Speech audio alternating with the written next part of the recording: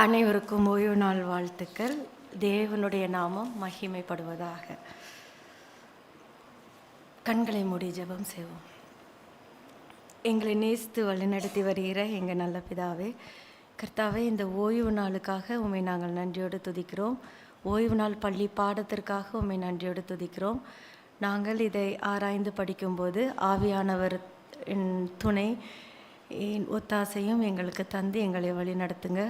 இந்த பாடத்தின் மூலமாக நாங்கள் என்ன கற்றுக்கொள்ள வேண்டும் என்று நீர் சித்தம் கொண்டிருக்கிறீரோ அதை நாங்கள் எளிமையான முறையிலே அவ்வாறே கற்றுக்கொள்வதற்கு எங்கள் ஒவ்வொருவருக்கும் பலனை தாரும். மீட்பர் இயேசுவின் மூலம் வேண்டுகிறேன் பிதாவே, ஆமென். பாடம் 4, தலைப்பு வாதைகள். மனப்பாட வசனத்தை நாம் அனைவருமாக சேர்ந்து வாசிப்போம். யாத்ராகமம் 9:35 வசனம். யாத்ராகமம் 9:35 அனைவருமாக சேர்ந்து வாசிப்போம். கர்த்தர் மோசேயை கொண்டு சொல்லியிருந்தபடியே பார்வோனின் இருதயம் கடினப்பட்டது, அவன் இஸ்ரவேல் புத்திரரை போக விடவில்லை. யாத்ராகமம் 9:35. கர்த்தர் மோசேயை கொண்டு சொல்லி இருந்தபடியே அப்படின்ட்டு வசனம் சொல்லியிருக்குது. அப்போ ஆண்டவர் ஏதோ ஒன்று சொல்லியிருக்கிறாங்க. அது என்ன அப்படிங்கிறத நம்ம தெரிஞ்சிருந்தோம் அப்படின்னா தான் இந்த வசனத்தினுடைய அர்த்தம் நம்மளுக்கு புரியும். என்ன சொல்லியிருந்தாங்க அப்படிங்கிறத நம்ம பார்க்கணும் அப்படின்னா எடுத்தவர்கள் வாசிக்கலாம். யாத்ராகமம் 4வது அதிகாரம் 21வது வசனம். யாத்ராகமம் 4:21.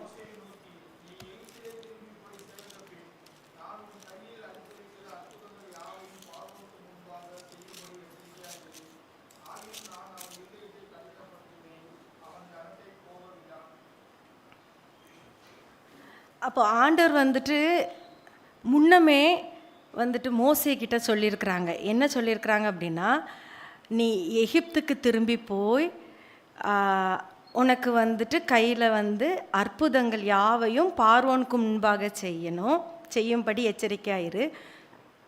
ஆகிலும் நான் அவன் இருதயத்தை கடினப்படுத்துவேன், அவன் ஜனத்தை போக விடான் அப்படின்ட்டு ஆண்டவர் முன்னமே சொல்லியிருக்கிறாங்க.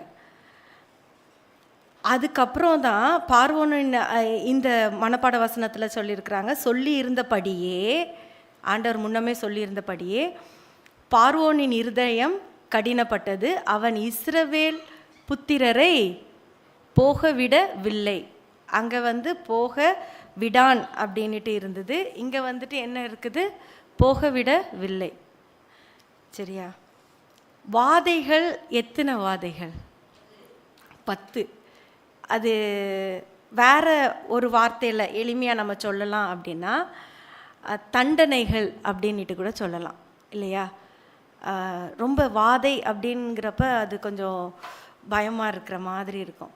தண்டனையும் அப்படி தான், ஆனால் நம்ம தண்டனை அப்படிங்கிறதுல நம்ம புரிஞ்சுக்கலாம். சரியா? ஏன் தண்டனை கொடுத்தாங்க அப்படிங்கிறதுக்கு ஒரு சின்ன ஒரு கதையை இங்கே சொல்லியிருக்கிறாங்க. என்ன சொல்லியிருக்கிறாங்க? ஒரு விவசாயி இருந்தாங்க, கழுதை அவருக்கு இருந்தது. அந்த கழுதையை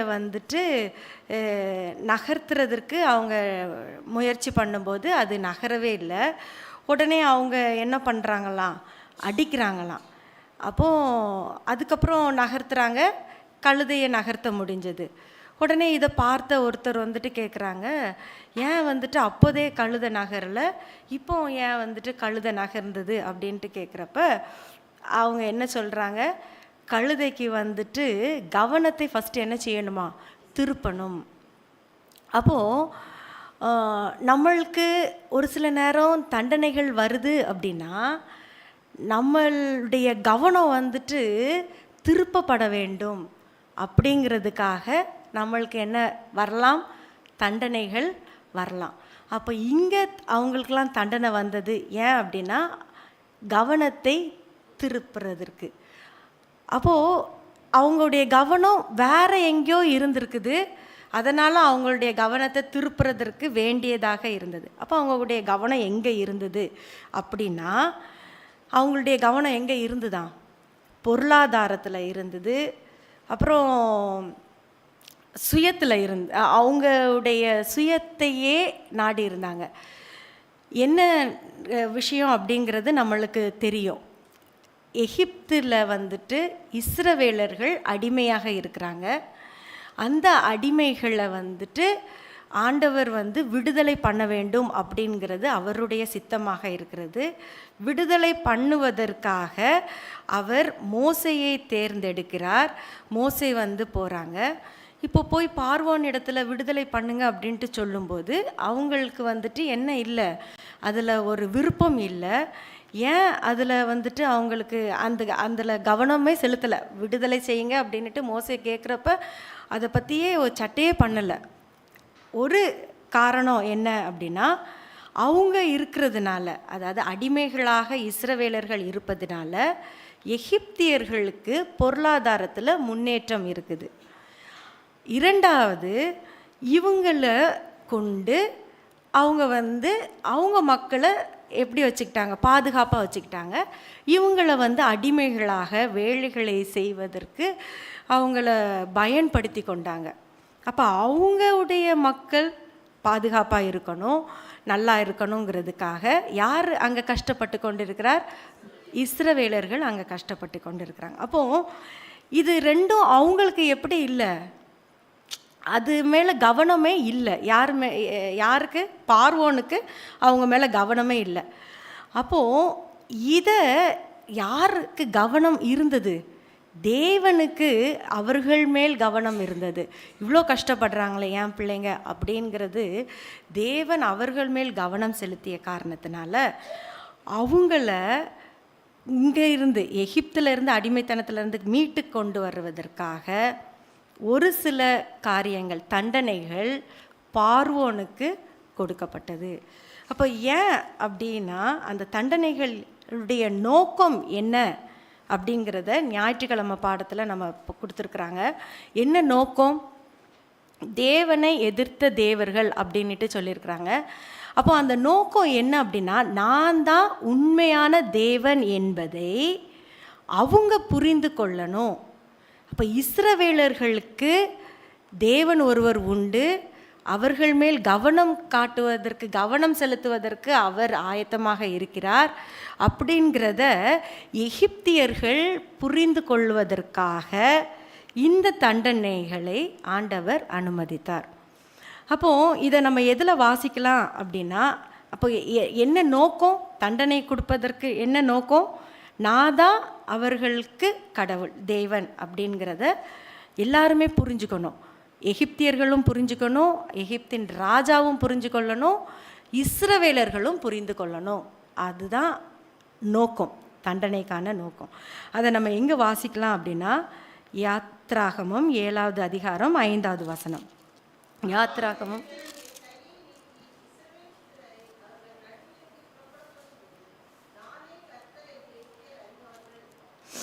அப்போது அவங்க இங்கே இருந்து விடுதலையாகி வர்றப்ப அவங்க என்ன புரிதல் இருக்கணும்? ஆண்டவர் தான் கர்த்தர் ஒருவரே, அவர் மட்டும்தான் ஆண்டவர்.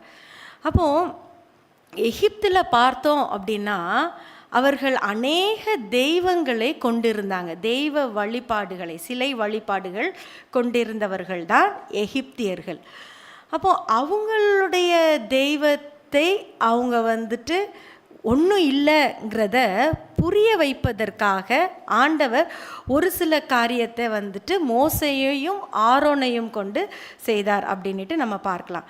அப்போது ஆண்டவர் தான் உண்மையான மெய்யான தேவன் அப்படிங்கிறதுக்கு ஆண்டவர் என்ன சொல்கிறார்? நீ என்னது பண்ணு, உன்னுடைய கோலை போடு, அது என்னது ஆகும்? சர்ப்பம் பாம்பாக மாறும். அதுக்கப்புறம் நீ திரும்பி எடுத்துரு, திருப்பி அது கோலாக மாறிடும் அப்படின்னு சொல்கிறாங்க. இவர் அதே போல் போடுறாரு, அங்கே சர்ப்பமாக மாறிச்சு, மறுபடியும் அதை எடுக்கிறாங்க, கோலாக மாறிச்சு.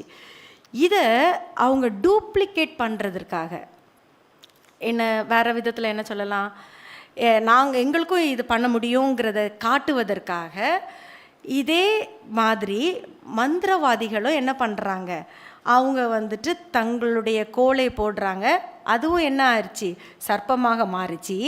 ஆனால் என்ன நடந்தது வேற, மோசே போட்ட அந்த கோல் பாம்பாக மாறினது, அந்த சர்ப்பம் வந்து அந்த மந்திரவாதிகளுடைய பாம்பை எல்லாத்தையும் என்ன செஞ்சிருச்சு, விழுங்கிருச்சு. சரியா? அப்போது சாத்தானுக்கும் தூதன் வேஷத்தை தரிப்பதற்கு உண்டு, அவனுக்கு அந்த வலிமை உண்டு. ஆனால் அவன் ஆண்டவருக்கு என்ன கிடையாது, சமமானவன் அல்ல அப்படிங்கிறத ஆண்டவர் ஒவ்வொரு சூழ்நிலையிலையும் அங்கே அவர்களுக்கு வெளிப்படுத்தி கொண்டே இருந்தார். அவங்களும் ஒவ்வொரு காரியத்தையும் மந்திரவாதிகளை கொண்டு செய்தாங்க. அப்போ அவங்க நினச்சிடக்கூடாது, இன்றும் நம்ம மத்தியில் எல்லாரும் அநேக கூட்டம் வந்து எங்கே போகிறாங்க அப்படின்னா, எங்கே அற்புதம் அடையாளம் நடக்குதோ அங்கே தான் ஆண்டவருடைய வல்லமை இறங்குது அப்படின்னு நினச்சி நிறையா கூட்டம் என்ன பண்ணுறாங்க, அந்த அற்புதத்தையும் வல்லமையையும் நம்பி அங்கே போகிறாங்க. அப்போ நம்மள்கிட்ட ஆண்டவர் அற்புதத்தையும் வல்லமையையும் வெளிப்படுத்தலையா? ஆமாவா இல்லையா? வெளிப்படுத்தலையா? நம்மக்கிட்டையும் ஆண்டவர் உடைய அற்புதம் நடக்கலையா? நடந்து கொண்டு தான் இருக்குது ஒவ்வொரு நாளும். ஆமேன்.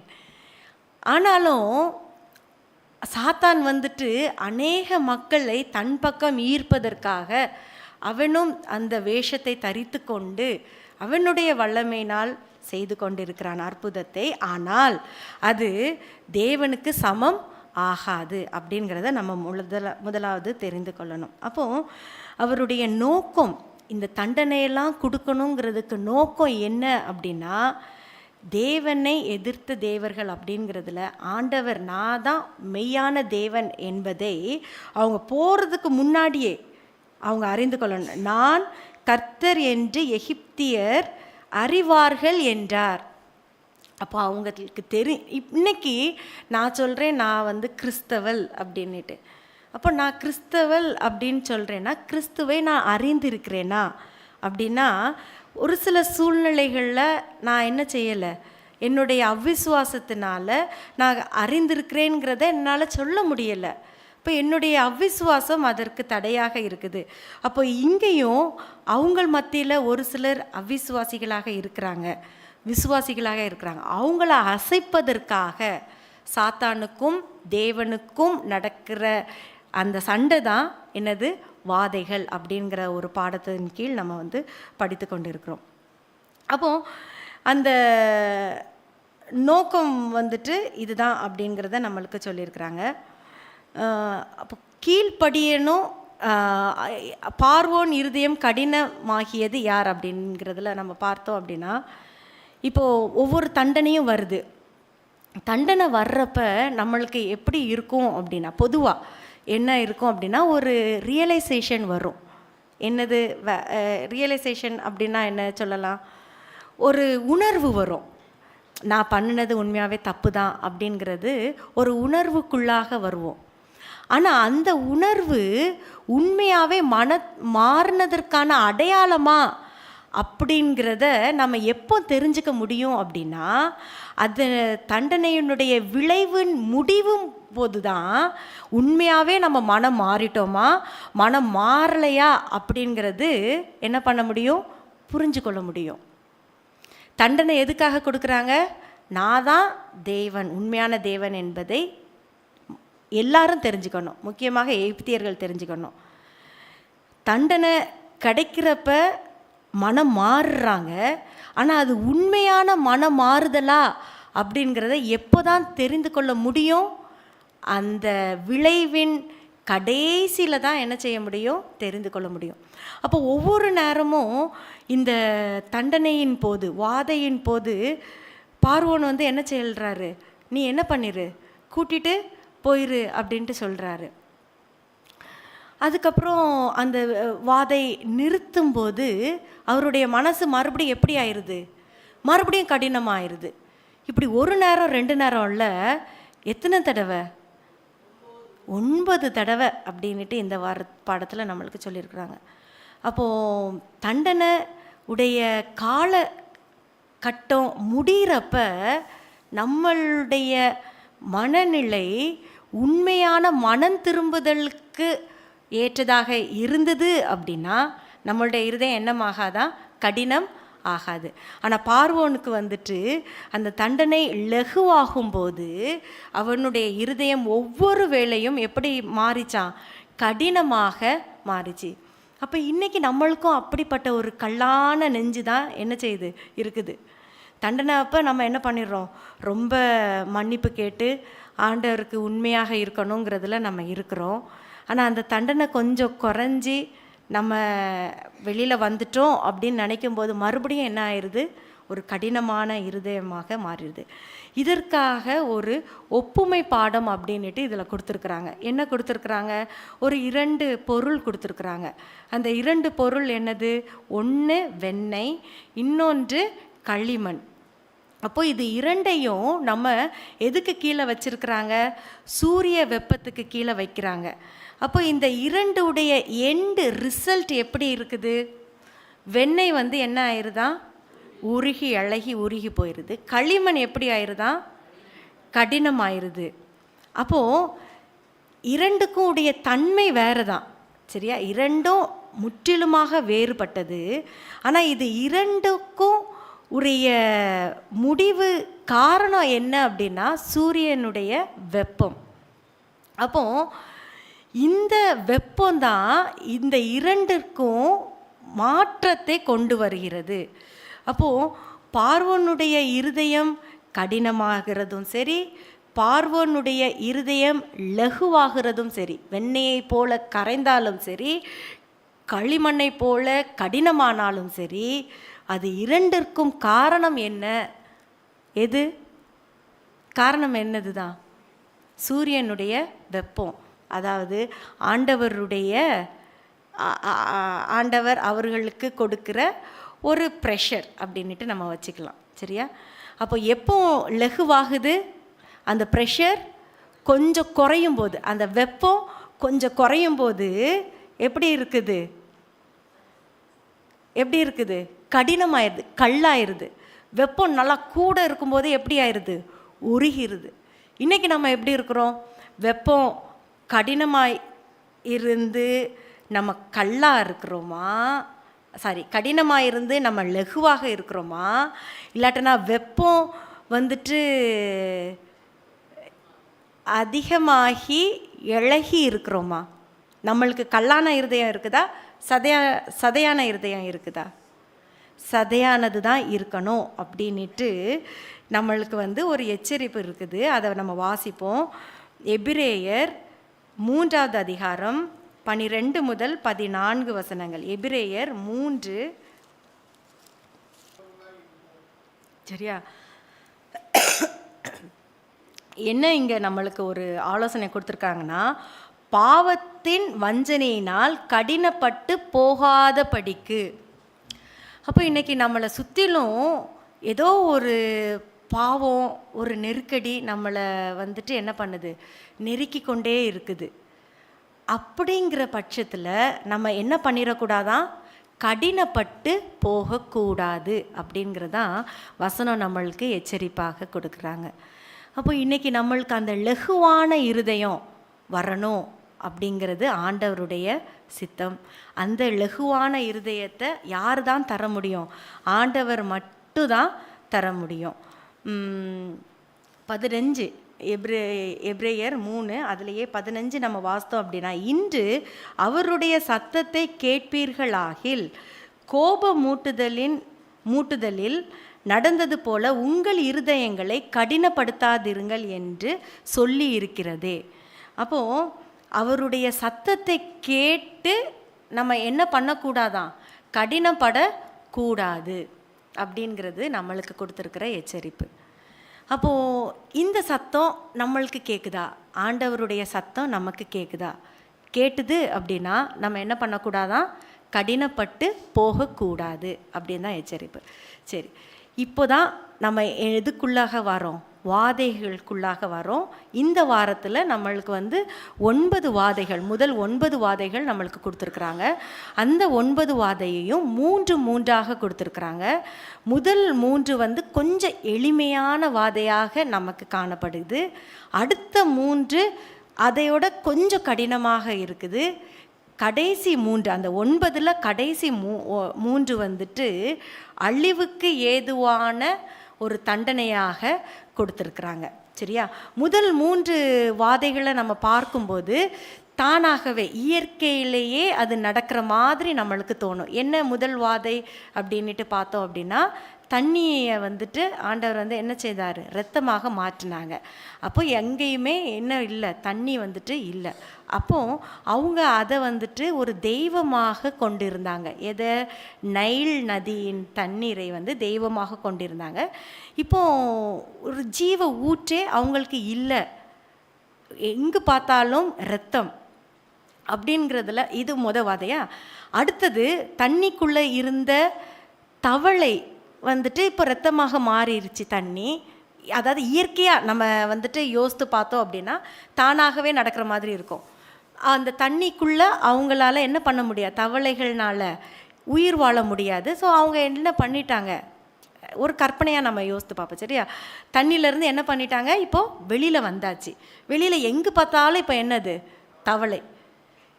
அளவுக்கு மிஞ்சினது எதுவுமே என்னது கிடையாது, ஆசீர்வாதம் கிடையாது. மிதம் மிஞ்சினது நல்லதே கிடையாது. அப்படி தானே சொல்லியிருக்கிறாங்க. ஆமாம், மிஞ்சினது நீதிமானா இராதே அப்படின்ட்டு பிரசங்கியில் 7:16 நீங்கள் வாசித்தீங்கன்னா அதில் நம்ம புரிஞ்சுக்கலாம். எதுவுமே ஒரு அளவாக தான் இருக்கணும். அது ஆசீர்வாதமானாலும் சரி, தண்டனையானாலும் சரி. இப்போ அந்த தவளையெல்லாம் அந்த நைல் நதியில் இருக்க முடியாததுனால அது எல்லாமே வெளியில் வந்துருச்சு. இப்போ அந்த தவளை எல்லாத்தையும் என்ன பண்ணியாச்சு, அந்த வாதையின் போது அழித்தாச்சு. அழித்ததுக்கப்புறம் அந்த டெட் பாடியிலேருந்து என்ன வரும்? பூச்சிகள் வரும் இல்லையா? அப்போ இது எல்லாமே இயற்கையாக ஒன்றன் பின் ஒன்றாக நடக்கிற மாதிரி இருக்கலாம். ஆனால் ஆண்டவர் இதை தண்டனையாக அவர்களுக்கு கொடுக்குறாங்க. அப்போ முதல் அவர்கள் இதை ஒவ்வொன்றையும் தெய்வமாக கருதி வந்தாங்க. எதை? நைல் நதியை ஹாப்பி அப்படின்ட்டு அந்த மொழியில் கொடுத்துருக்குறாங்க. அந்த தெய்வமாக கருதுனாங்க. தவளை தேவதையான ஹெக்டெக் அப்படின்ட்டு ஒரு தெய்வத்தை, இது யாருக்கு தெய்வம் அப்படின்னா எகிப்தியர்களுக்கு இது ஒவ்வொன்றும் தெய்வமாக அவர்கள் வழிபட்டு வந்தாங்க. அப்போ ஒவ்வொன்றும் அவங்களுக்கு அது மாறும்போது, நைல் நதியின் தண்ணீர் இரத்தமாக மாறும்போது அவர்கள் வழிபட்டு வந்த அந்த தெய்வத்தை அவங்களால என்ன பண்ண முடியல, உயிர் வாழ்வதற்கு உபயோகப்படுத்த முடியல.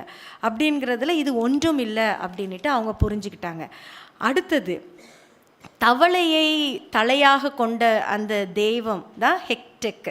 இது எல்லாருமே எகிப்தியர்களுக்கு உரிய தெய்வம். சரியா? அப்போ அவங்க உடைய தேவன் இப்போ எல்லா பக்கமும் இருக்கிறது அவங்களுக்கு முடியலை. தவளை எங்கெல்லாம் இருக்குதான், எல்லா பக்கமும் இருக்குது. எகிப்தியர்களுக்கு அது அருவருப்பு அப்படிங்கிறதையும் சொல்லியிருக்கிறாங்க. அடுத்தது அந்த பேனு, இந்த தவளையில் இருந்து வர்ற அது அடுத்தது பேனு, அது கெப் அப்படின்ட்டு அவங்க தெய்வமாக கொண்டு இருக்கிறாங்க. அப்போது இது எல்லாமே முடிகிற சமயத்தில், அதாவது இந்த 3 வாதை, இரத்தம், தவளை, பேன், இது எல்லாம் முடியும் போது அவங்க ஒரு ஒரு முடிவுக்கு வராங்க. யார்? எகிப்தியர்களில் உள்ள மந்திரவாதிகள் ஒரு முடிவுக்கு வராங்க. என்ன முடிவுக்கு வராங்க அப்படின்னா, இது தேவனுடைய விரல் என்றார்கள் அப்படின்ட்டு வசனம் சொல்லியிருக்குது. வாசிப்போமா? யாத்திராகமம் 8வது அதிகாரம் 19வது வசனம். யாத்திராகமம் 8:19. அப்போ ஒவ்வொன்றும் அவங்க பண்ணும்போது மந்திரவாதிகளை கொண்டும் அவங்க அற்புதத்தை நடத்திட்டு இருந்தாங்க. ஆனால் கடைசியாக அவங்களே என்ன அறிக்கை சொல்கிறாங்க அப்படின்னா, இது தேவனுடைய விரல் அப்படிங்கிறது 3வது வாதையின் போது அந்த மந்திரவாதிகள் தேவனுக்கு என்று சாட்சியாக நின்றாங்க. ஒவ்வொரு தண்டனையும் ஆண்டவர் சும்மா அப்படிலாம் கொடுக்கல. என்ன சொல்லியிருக்கிறாங்க அப்படின்னா, ஒவ்வொரு தண்டனைக்கும் விளக்கம் கொடுத்து தான், இப்படி தான் நான் உங்களை என்ன பண்ண போகிறேன், தண்டிக்க போகிறேன், இது எல்லாம் நடக்கும் அப்படிங்கிற ஒரு விளக்க உரையை கொடுத்து தான், அதுக்கப்புறம் தான் அவங்க அதை மீறும்போது அது உண்மையாகவே தண்டனையாக மாறுகிறது. உதாரணத்துக்கு நம்ம வந்து அதாவது எல்லா தண்டனைகளுக்கும் விளக்கம் கொடுத்தாங்க அப்படின்ட்டு இல்லை, ஒவ்வொன்று 3 நம்ம பிரிச்சிருக்கிறாங்கல்ல, முதல் 3, அடுத்த 3, கடைசி 3. அப்போ இந்த முதல் 3ல் 2 முதல் தண்ணி ரத்தமாக மாறுறது, தவளை வர்றது, இந்த முதல் 2 இதுக்கும் அவங்க வந்து விளக்கத்தை கொடுத்துருப்பாங்க. இப்படியெல்லாம் நீங்கள் பண்ணினீங்கன்னா இப்படியெல்லாம் நான் பண்ணுவேன், ஒரு வார்னிங், ஒரு எச்சரிப்பு கொடுத்து தான் அதை அவங்க மீறும்போது அது தண்டனையாக அவர்களுக்கு மாறிடுது. 3வது பேனுக்கு வந்துட்டு என்ன பண்ணலை, எச்சரிப்பு கொடுக்கல, நீ இப்படி பண்ணு அடி, அந்த தூசி வந்துட்டு என்னதாகும், பேனாக மாறும் அப்படின்னு சொல்கிறாங்க. அந்த விளக்கத்தை நம்ம வந்துட்டு பார்ப்போம். அதாவது ஒவ்வொரு வாதையையும் கொடுக்கறதுக்கு முன்னாடி அதற்கான விளக்கத்தை வந்துட்டு தேவன் எதில் சொல்லியிருக்கிறாங்க அப்படின்னா, யாத்ராகமம் 7வது அதிகாரம் 17, 18 வாசிப்போம். இது வந்து முதலாவது வாதைக்கான விளக்கம். இந்த வாதை வருவதற்கு முன்னாடி அவங்க என்ன கேட்குறாங்கன்னா, ஒரு ரெக்வெஸ்ட்டை நம்ம என்ன சொல்லலாம், ஒரு வேண்டுதல், ஒரு விண்ணப்பம் வைக்கிறாங்க. என்ன விண்ணப்பம்? அந்த விண்ணப்பத்தை அவங்க மறுக்கிறப்ப தான் இந்த பனிஷ்மெண்ட் எல்லாமே, இந்த தண்டனைகள் எல்லாமே அவர்களுக்கு கொடுக்கப்படுது. என்ன விண்ணப்பம்? 16வது வசனத்தை வாசிப்போம், 7, 16. அப்போது அவங்களுடைய விண்ணப்பம் என்ன அப்படின்னா, நீங்கள் என் ஜனங்களை என்ன பண்ணுங்க, ஆராதனை செய்ய அனுப்புங்க. இதுதான் அவங்களுடைய விண்ணப்பம். ஒவ்வொரு டைமும் அந்த ரெக்வெஸ்ட் வந்து ரிப்பீட் ஆகிட்டே இருக்கும். இப்படி நீங்கள் பண்ணுங்க அப்படின்ட்டு ஒரு வேண்டுதல் வைக்கிறாங்க. அதுக்கப்புறம் இதை நீங்கள் பண்ணலை அப்படின்னா உங்களுக்கு என்ன வருங்கிறத வந்துட்டு சொல்லிட்டு தான் என்ன செய்கிறாங்க, வாதையை அனுமதிக்கிறார். அந்த என்ன சொல்லியிருக்கிறாருங்கிறத 17, 18 வாசிப்போம் தொடர்ந்து. அப்போது ஆரோனையும் மோசையையும் கூப்பிட்டு, நீ வந்துட்டு இதெல்லாம் சொல்லணும், சொல்லிவிட்டு அவங்க வந்துட்டு நான் தான் கர்த்தர், நான் சொல்கிறேங்கிறத, நான் தான் உங்கள் மூலமாக சொல்கிறேங்கிறத சொல்லு அப்படின்ட்டு சொல்கிறாங்க. ஆனால் அவங்க என்ன பண்ணலை, இதெல்லாம் சொல்லும்போது அவர்கள் கேட்காதப்ப இது கர்த்தர் கட்டளையிட்டபடி மோசையும் ஆரோனும் செய்தார்கள். பார்வோனுடைய கண்களுக்கு முன்பாகவும் அவன் ஊழியர்கள் முன்பாகவும் கோலை ஓங்கி நதியினால் தண்ணீரை அடிக்க, நதியில் உள்ள தண்ணீர் எல்லாம் இரத்தமாய் மாறி போயிற்று. அப்போது அவங்க கேட்ட விண்ணப்பத்தை அவன் அங்கீகரிக்காமல் போனதுனால அங்கே என்ன வந்தது, தண்டனை வந்தது. என்ன விண்ணப்பம்? என் மக்களை என்னை ஆராதிப்பதற்காக நீ என்ன பண்ணணும், அங்கே இருந்து விடுதலை செய்யணும். கேட்கலை, அந்த தண்டனை வந்தது. அதே போல் 2வது முறையும் அந்த வேண்டுதலை, விண்ணப்பத்தை வந்துட்டு சொல்கிறாங்க. 8வது அதிகாரம் 1வது வசனம், யாத்ராகம் 8:1. இது 2வது முறை ஆண்டவர் வந்துட்டு மோசேயையும் ஆரோனையும் கொண்டு போய் அங்கே நிறுத்தி, நீ என் மக்களை விடுவி, அவங்க எனக்கு ஆராதனை செய்யணும் அப்படின்ட்டு விண்ணப்பம் பண்ணுறாங்க. அவங்க ஒருவேளை இந்த விண்ணப்பத்துக்கு செவி சாய்க்கலை அப்படின்னா என்ன தண்டனை அப்படிங்கிறதையும் விளக்கமாக அங்கே கொடுத்துருக்குறாங்க. 2 முதல் 4 வசனங்களை நம்ம வாசித்தோம் அப்படின்னா அந்த தண்டனையுடைய டிஸ்கிரிப்ஷன், அந்த பிளேக் வந்துட்டு அந்த வாதை எப்படியெல்லாம் நடக்கும் அப்படிங்கிறத அவங்க விளக்கமாக கொடுத்துருக்குறாங்க. அதை வாசிப்போம் 2 முதல் 4 வரை. அப்போ ஆண்டவர் மோசையும் ஆரோனையும் கூப்பிட்டு இதெல்லாம் சொல்லியும் அவங்க கேட்கலன்னா அதுக்கப்புறம் தான் என்ன வரும், இந்த வாதை தண்டனைங்கிறது வரும் அப்படின்ட்டு ஆண்டவர் ஒவ்வொரு முறையும் ஒரு எச்சரிப்பை கொடுத்து அதுக்கப்புறம் தான் என்ன பண்ணுறாரு, அந்த தண்டனை ஆகட்டும் வாதையாகட்டும் ஆண்டவர் அவர்களுக்கு நிறைவேற்றி வரார் அப்படின்ட்டு நம்ம பார்க்குறோம். அப்போது இன்றைக்கி இதை நம்ம படிக்கிறோம். அவங்க பாவத்தை சுட்டி காட்டி நம்ம படிக்கிற மாதிரி இருப்பதை காட்டிலும் இது எனக்கு என்ன பாடத்தை கற்பிக்கக்கூடும் அப்படிங்கிறத நம்ம பார்க்கும்போது கடைசி காலத்தில் நம்ம வாழ்கிறோம். நமக்கு என்ன எச்சரிப்பு இருக்குது அப்படின்னா, ஆண்டவர் என்ன பண்ணுறாரு, சீக்கிரமாக வரப்போகிறார், இந்த உலகம் அழிய போகுது அப்படிங்கிற எச்சரிப்பு ஒவ்வொரு சூழ்நிலையிலையும் நம்மளுக்கு கொடுக்கப்பட்டு கொண்டே இருக்கிறது.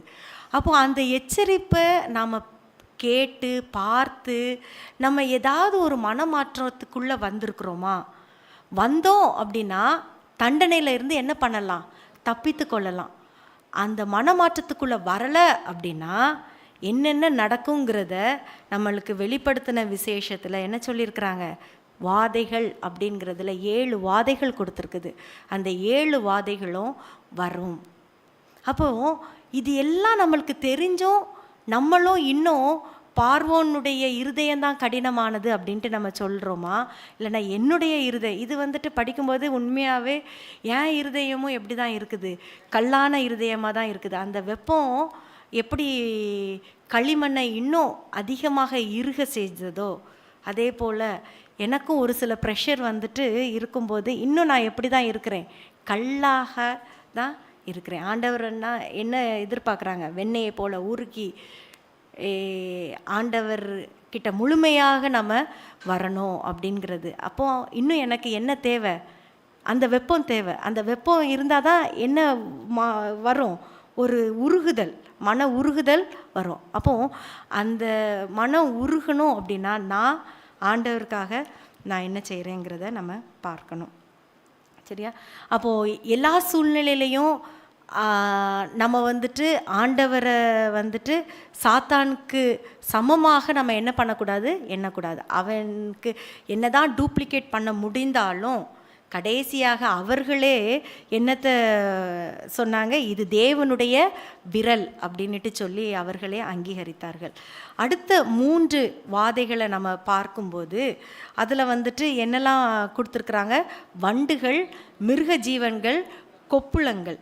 அப்போது இந்த 3 இதுலேயும் 2 வாதைகளுக்கு ஆண்டவர் வந்து விளக்கமாக அவங்க வந்துட்டு இப்படியெல்லாம் நடக்கும் அப்படின்ட்டு வாதையினுடைய தன்மையை குறித்து அவர்கள் சொல்லியிருக்கிறாங்க.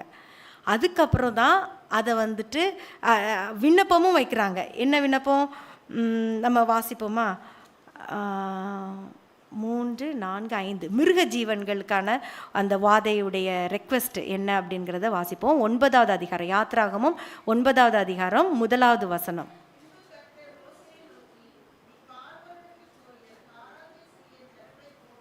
அப்போ என்னதான் அவங்களுடைய மெயினான ரெக்வெஸ்ட், ஒரு விண்ணப்பம் என்னது? முதல்ல இருந்து கடைசி வரைக்கும் அவங்க என்னதை தான் விண்ணப்பமாக பார்வோன்கிட்ட கேட்டுக்கிட்டே வராங்க? ஆராதனை செய்வதற்கு என்னுடைய பிள்ளைகளை நீ என்ன செய்ய, அனுப்பிவிடு. நீ அனுப்பலை அப்படின்னா அதனுடைய டிஸ்கிரிப்ஷன் வந்து 3, 4வது வசனத்தில் 9வது அதிகாரம். இது வந்து 5வது வாதைக்கான ஒரு விளக்கம். 3, 4. அப்போது ஆண்டவர் வந்துட்டு தண்டனை கொடுக்குறாரு, இப்படியெல்லாம் இருக்கும் அப்படின்ட்டு சொல்கிறாங்க. இன்னொன்று இதில் முக்கியமாக நம்ம பார்க்கறது வேண்டியது என்ன அப்படின்னா, வித்தியாசம் உண்டு. வாஸ்தவமா? யாருக்கும் எகிப்திய உள்ள மிருக ஜீவன்களுக்கும் இஸ்ரவேலின் மிருக ஜீவன்களுக்கும் வித்தியாசம் உண்டு. அப்போ இன்னைக்கு நமக்கும் மற்றவங்களுக்கும் வித்தியாசம் இருக்குதா அப்படிங்கிறத நாமளே கேட்டுக்கொள்ளணும். வித்தியாசம் இருக்குதா? ஆமாம் அப்படின்னு சொல்கிறோம்ல, நல்லா இருக்குது. அந்த வித்தியாசம் ஆண்டவர் எதிர்பார்க்கிறார். ஆண்டவர் வந்துட்டு அப்போது எவ்வளோ மகிமையாக காணப்பட்டிருப்பார் இல்லையா? உண்மையாகவே அதை ஏற்றுக்கொண்ட இஸ்ரவேலர்கள் கூட ரட்சிக்கப்பட்டார்கள். அதை நம்மவும் படிப்போம். அப்போது இதை நம்ம மட்டும்தான் விசுவாசிக்கிறோம் அப்படின்ட்டு கிடையாது. புறஜாதிகளும் விசுவாசிக்க கூடுமானால் அவர்களும் ரட்சிக்கப்படுவார்கள் என்பது தான் உண்மை. சரியா?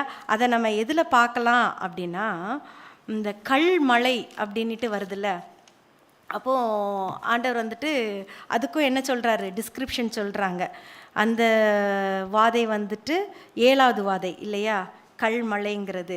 அதுக்கும் ரெக்வெஸ்ட் என்னது? 13வது வசனத்தை நம்ம வாசிப்போம். யாத்ராகமும் 9:13.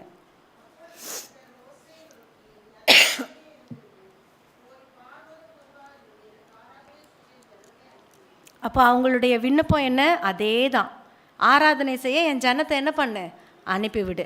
அனுப்பலை அப்படின்னா வாதைக்குரிய டிஸ்கிரிப்ஷன் வந்துட்டு 14 இருந்து 19 வரைக்கும் இருக்குது பெருசாக. நம்ம வாசிப்போம். சரியா? அதில் வந்துட்டு என்ன சொல்லியிருக்கிறாங்க? கல் மழையை பெய்ய பண்ணுவேன் அப்படின்ட்டு சொல்லியிருக்கிறாங்க. 20வது வசனத்தை நான் வாசிக்கிறேன். பார்வோனுடைய ஊழியக்காரரில், அதுக்கு முன்ன 19 வந்து கர்த்தர் சொல்லுகிறார் என்று அவனுக்கு சொல் என்றார். ஸோ அந்த விளக்கம் எல்லாம், வாதைக்கான விளக்கம் எல்லாம் சொல்லிட்டாங்க. இப்போ நாளைக்கு அந்த கல்மலை வரும்ல, அந்த டைமில் 20வது வசனம், பார்வோனுடைய ஊழியக்காரரில், இது யாரு? புறஜாதிகள், சரியா? இஸ்ரவேலர்கள் அல்ல. பார்வோனுடைய ஊழியக்காரரில் எவன் கர்த்தருடைய வார்த்தைக்கு பயப்பட்டானோ அவன் தன் வேலைக்காரரையும் தன் மிருக ஜீவன்களையும் வீடுகளுக்கு ஓடி வர பண்ணினான். எவன் கர்த்தருடைய வார்த்தையை மதியாமற் போனானோ அவன் தன் வேலைக்காரரையும் தன் மிருக ஜீவன்களையும் வெளியே விட்டுவிட்டான். அதனுடைய முடிவு என்னது? அழிவு. எந்த பார்வோனுடைய ஊழியக்காரன்லாம் அதை நம்பி விசுவாசித்து உள்ளுக்குள்ளே கொண்டு வந்துட்டாங்களோ அவங்க எல்லாம் காக்கப்பட்டாங்க. அதே பார்வோனுடைய வேலைக்காரர்கள் யாரெல்லாம் விசுவாசிக்காமல் அவிசுவாசிகளாக இருந்தாங்களோ அவங்களாம் அப்படியே வெளியிலேயே நிறுத்தினாங்க. கல்மழை வந்து அதை எல்லாத்தையும் என்ன செஞ்சிருச்சு? அழித்தது. சரியா? அப்போது இங்கேயும் வித்தியாசத்தை காட்டுறாங்க. அதை வந்துட்டு 26வது வசனத்தில் நம்ம வாசிப்போம். 9:26.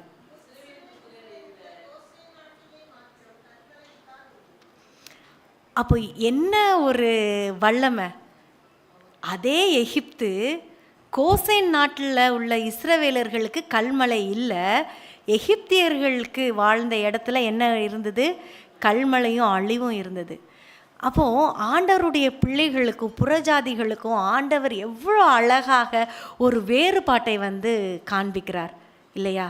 அப்போ இதெல்லாம் பார்த்ததுக்கப்புறம் ஒரு மன மாறுதலுக்காக ஒரு தருணம் வந்துட்டு பார்வோனுக்கு கிடைக்குது. சரியா? என்ன பண்ணுறாருங்கிறத 10வது வசனம், 10வது அதிகாரம் 3வது வசனத்தை நம்ம வாசிப்போம்.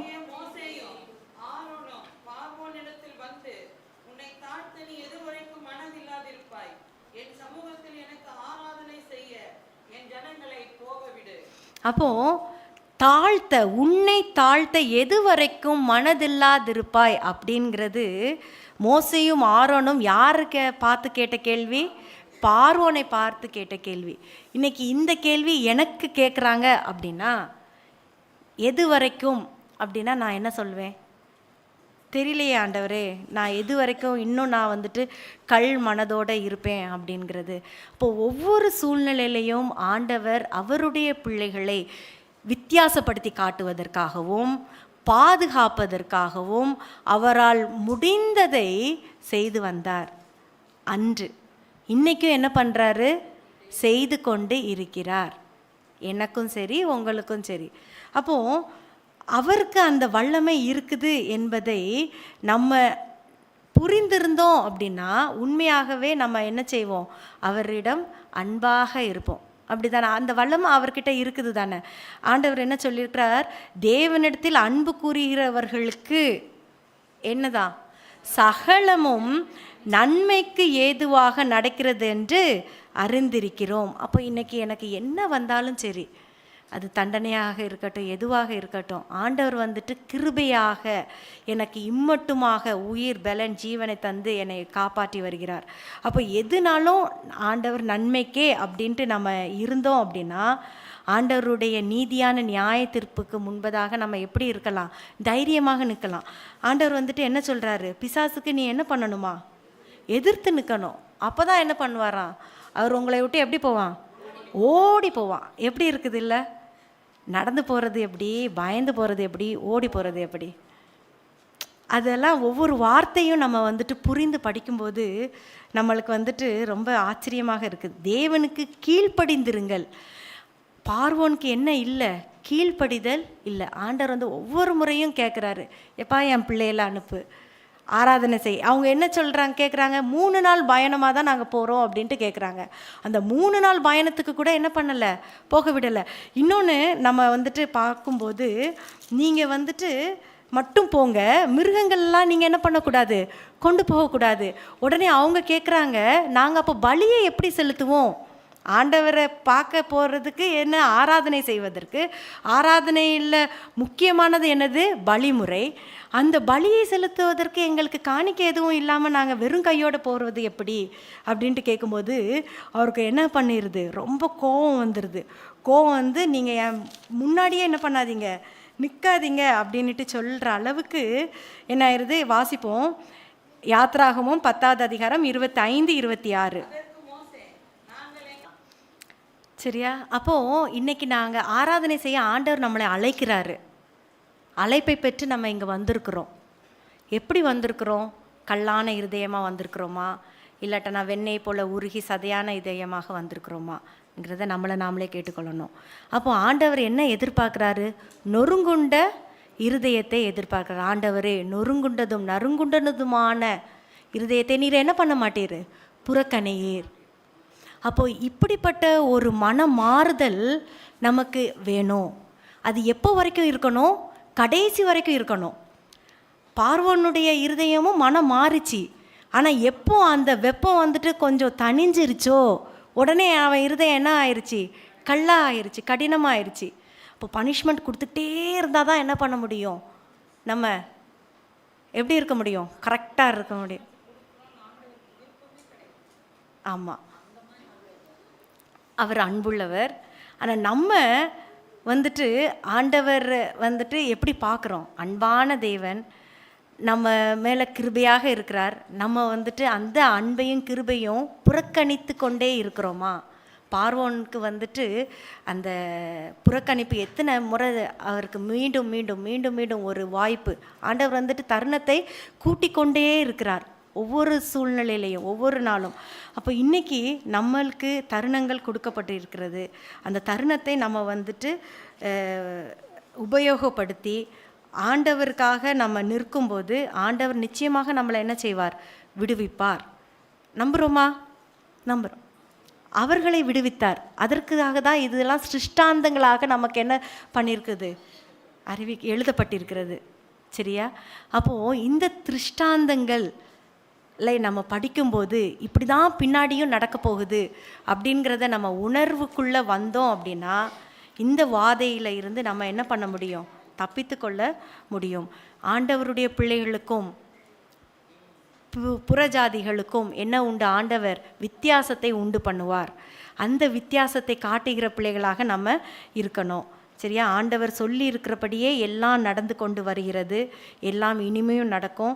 அதை நம்ம உணர்ந்தவர்களாக நம்ம வந்துட்டு ஆண்டவருக்குள்ளே தாழ்த்தி நம்ம ஆண்டவரை உயர்த்தி பிடிக்கும்போது ஆண்டவர் வந்துட்டு எதனால தான் இந்த வாதைகள்லாம் கொடுக்கப்பட்டது? நான் தான் உண்மையான தேவன் என்பதை புறஜாதிகள், எகிப்தியர்கள் அறிந்து கொள்ளணும், இஸ்ரவேலர்கள் அறிந்து கொள்ளணுங்கிறதுக்காகவே இந்த ஒரு வாதைகள், தண்டனைகள் வந்து கொடுக்கப்பட்டது. இன்று நாம் அவர்தான் உண்மையான தேவன் என்று நாம் கொண்டிருப்போமானால் நம்மளும் தண்டனைகளில் இருந்து தப்பித்து கொள்ள முடியும். வேறு ஏதாவது கருத்துக்கள்? கண்டிப்பாக நம்மளுக்கு உருவமாக நம்ம ஆராதனை செய்யலைனாலும் நம்மளுக்கு அந்த உருவ வழிபாடுங்கிறது பொருளாதாரத்தில் இருக்கலாம், என்னுடைய பதவியில் இருக்கலாம், அறிவாக இருக்கலாம், உறவுகளாக இருக்கலாம். அப்போது இது எல்லாமே ஒன்றும் இல்லை அப்படிங்கிறத நம்ம உணரணும். உணர செய்தார் அன்று எகிப்தியர்களுக்கும் மற்றவர்களுக்கும். அந்த உணர்வு எனக்கும் இருந்தால் நான் வந்துட்டு தேவனை தான் என்ன பண்ணுவோம்? உயர்த்தி பிடிப்போம். வாதை உன் கூடாரத்தை அணுகாது. ஆமென். ஒரு ஜெபம் செய்து முடிப்போம். எங்களை நேசித்து நடத்தி வருகிற எங்கள் நல்ல பிதாவே, இந்த ஓய்வு நாள் பாடத்திட்டத்திற்காக நன்றியோடு துதிக்கிறோம் அப்பா.